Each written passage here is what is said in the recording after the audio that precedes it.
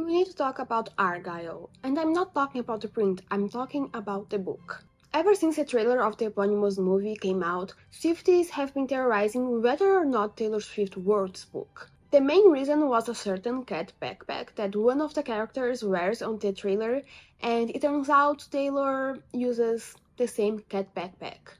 And on top of that, we have Elly Conway, who is the mysterious author of Argylle, and until very recently she had a non-existent digital footprint, and she isn't a famous Hollywood celebrity, but still she managed to get her debut novel to be adapted into a big motion picture that includes Henry Cavill, Dua Lipa, Samuel L. Jackson, among other big Hollywood names in the cast. And that would be great for any debut novel, but this is extra weird because this debut novel wasn't released until a few weeks ago, at least a few weeks as I'm filming this video.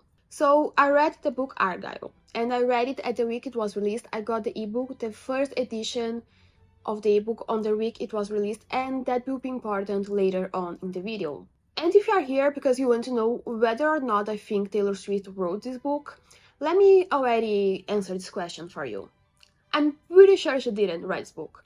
Not only because she's a very busy woman, but we have a few other reasons why I don't think she wrote it, and we'll talk about it later on in the video. Later on in the video, we will also discuss my theories about who the mysterious Elly Conway, the mysterious author, actually is, but first let me give you a review about the book.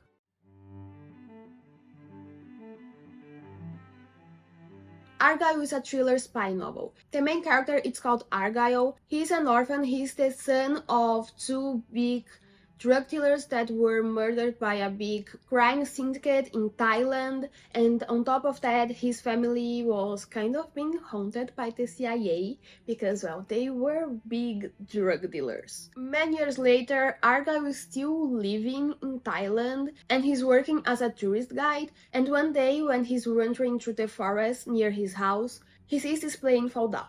The safest option for him would be to go back home and maybe alert authorities, because the particular region where this plane fell down, it's a region that is dominated by the crime syndicate, and the same crime syndicate that killed his parents. But Argylle, being kind of detached, kind of adventurous, he has a very particular personality. He decides to go after this plane and see if someone survived. There he finds out the people on the plane are actually, it's not exactly the CIA, but they are spies. They are investigating stuff on behalf of the United States government. While he's trying to help them, these officials, they are kidnapped by the big crime syndicate, and Argylle, instead of calling and alerting the official police of Thailand, no, he knows that in the region no one will do anything because it's dominated by this crime syndicate, so he manages to turn on again the equivalent to the Find My Friends app on the plane, and he picks this AirTag, and he follows the officials that are being kidnapped, and he puts the plane AirTag there, and waits until the American government figures out where these officials are.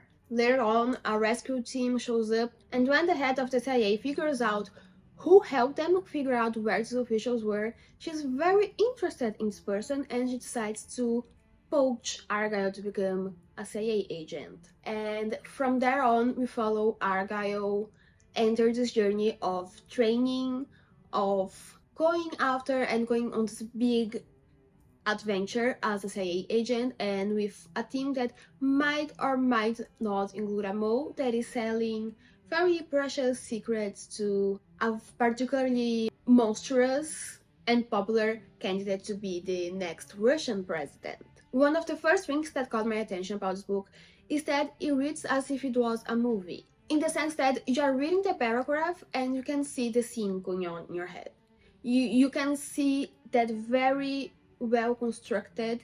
It's a scene. It's exactly that. It's like you're reading a scene and you can picture everything perfectly. And I think the fact that we already have a trailer for a movie, it helps even more.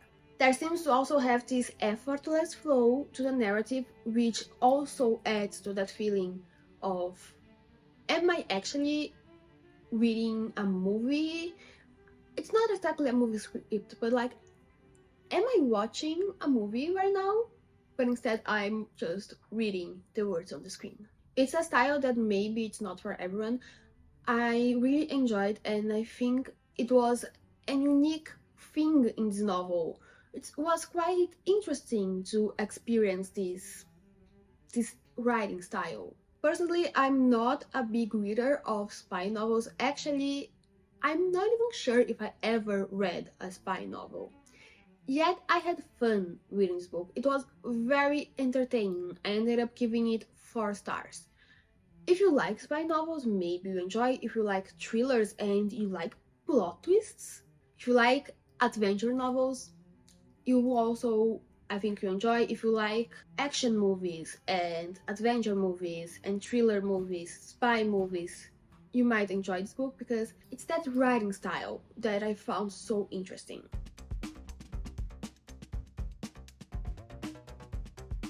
Now let's talk about my theories about who the author really is. There were a lot of people on the internet discussing whether or not Taylor Swift wrote it. Personally, I don't think Taylor wrote it, or if she did, she didn't write it completely alone. She might have had help from a ghostwriter or a group of writers that were in some kind of room or in some kind of group chat and they were discussing what will happen next. Personally, I think this book might have been written by a group of screenwriters, no Taylor Swift inside. It's just a group of screenwriters that were hired by either the director or the studio to write this book. It could have also been written by just one ghostwriter, or maybe another theory I have is that this book was actually written by a big name in Hollywood or someone that is close to a big name in Hollywood. It can be a child of someone in the industry, it can be a nephew of someone in the industry, someone that is somehow close to someone in Hollywood, someone big in Hollywood, because it's kind of weird that a novelist that wasn't still published at the time, and this was her debut novel, for it to become a movie so fast. Because if you think about it, this movie already has a release date. It's February 2024, so it's very soon to the release date of the book. So in theory, the book should have been written more than a year before the movie, so they could have time to write the screenplay, so they could have time to do the whole production of the movie. Before I move on to the next section, let me just give you the one Easter egg I found in the novel itself, that this could have been a Taylor Swift novel, or Taylor Swift could have written this novel. Is that just like Taylor does in her songs, this book effortlessly uses complicated words that I usually don't see in books. And that's the only concrete Easter egg that I found on the novel itself. Now let's move on to the next section.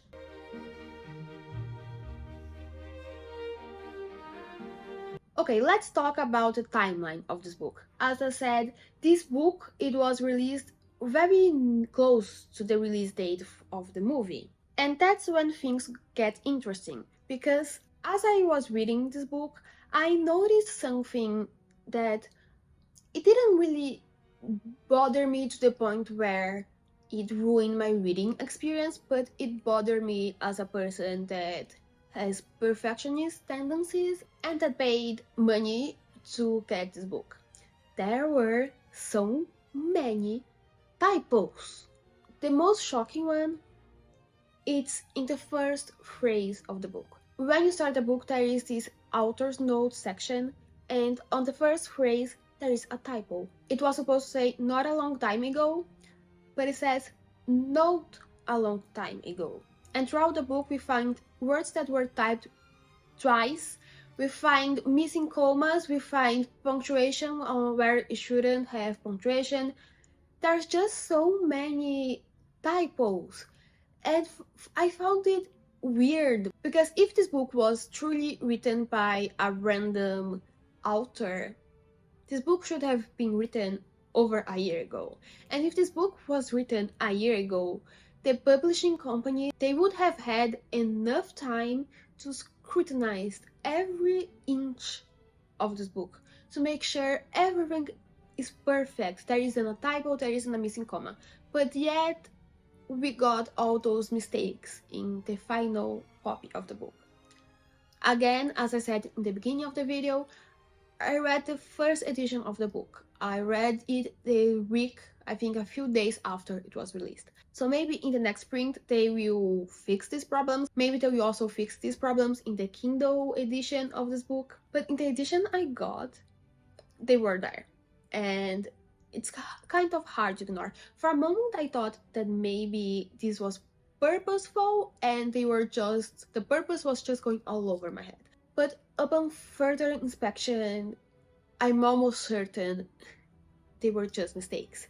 And again, this was kind of confusing for me because if this book was written over a year ago, they would have had enough time to scrutinize every inch of the book and make sure we didn't have a mistake. And yet, we had it. Another thing is that I actually went on Google to see who is the cast members in this movie to kind of help me visualize the characters in the pages. And while I was researching the cast members of this movie, I noticed there were some characters from the book that are missing in the movie. So my mind went directly, okay, the will takes a lot of liberties when it comes to the movie, when it comes to the characters, because maybe in the movies it will work better if they have a little bit less characters. But then because of these missing characters in the movie and the typos, I also kind of surmised that there was a possibility that this book was written after the movie.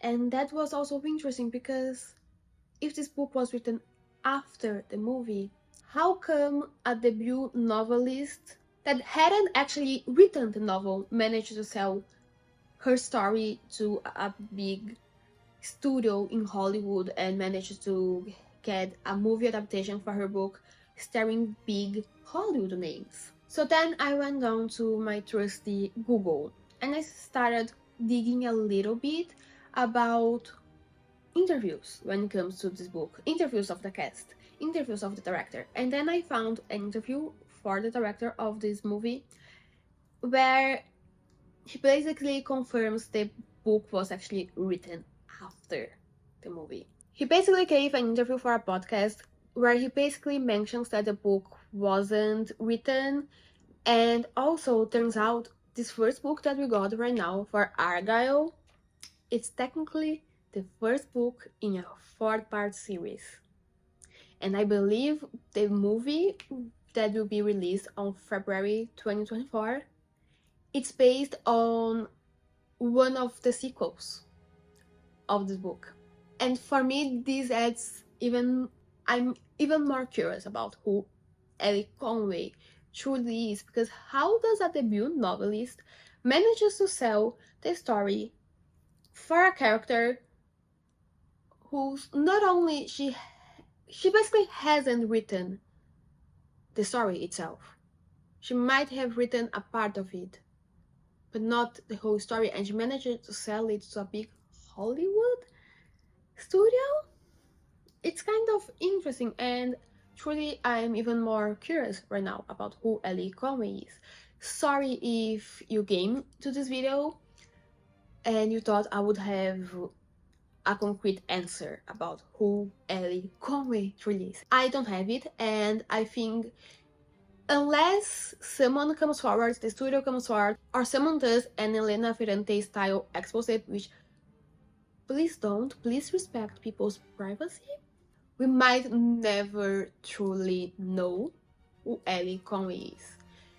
At the end of the book, they basically present to you the author and they say Elly Conway was a waitress from upstate New York and she wrote the book while working night shifts.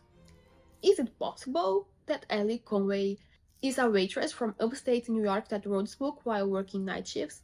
Yes. Do I think Elly Conway is a waitress from upstate New York that wrote this book while working night shifts? No. Or maybe she was and she's related to someone in Hollywood, someone really big in Hollywood, that manages to sell that to her. Or she's really good friends or really close to a big agent that managed to sell her story to someone. So that's it for my video on Argylle, the book, not the print. If you like this video, give a like, subscribe, and if you have any theory about who Elly Conway truly is, please let me know in the comments, and I will see you soon. Bye!